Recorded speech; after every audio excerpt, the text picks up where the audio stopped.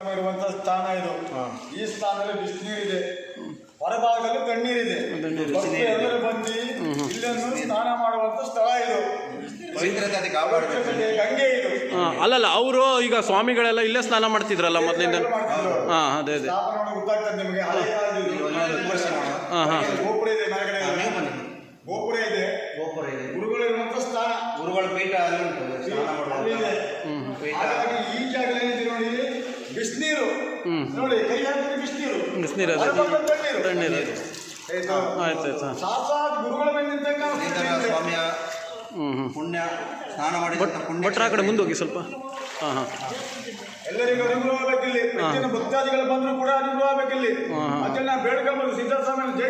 ಮತ್ತೆ ಅವರು ಇಲ್ಲಿ ಮುಂದೆ ಒಳಗೆ ಯಾರು ಅವ್ರು ಇದು ಮಾಡಬಾರ್ದು, ಗಲೀಜು ಮಾಡಬಾರ್ದು, ಇದು ಅದೇ ಸ್ವಚ್ಛತೆಯನ್ನು ಕಾಪಾಡಬೇಕು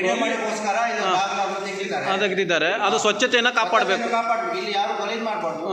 ಜಳ ಇಲ್ಲಿ ಒಂದೇ ವಿಶಾಲವಾದ ಜಾಗದ ಸ್ಥಳ ಆದರೂ ಕೂಡ ಇಲ್ಲಿ ಈ ಒಂದು ಇಷ್ಟು ಈ ಪ್ರಾಕಾರದಲ್ಲಿ ಇರುವಂತ ನೀರಿನ ಗುಣ ಉಷ್ಣ, ಇದರ ಹೊರಗೆ ಬಾಕಿ ಭಾಗದಲ್ಲಿರುವಂತ ನೀರು ಶೀತ ಗುಣ.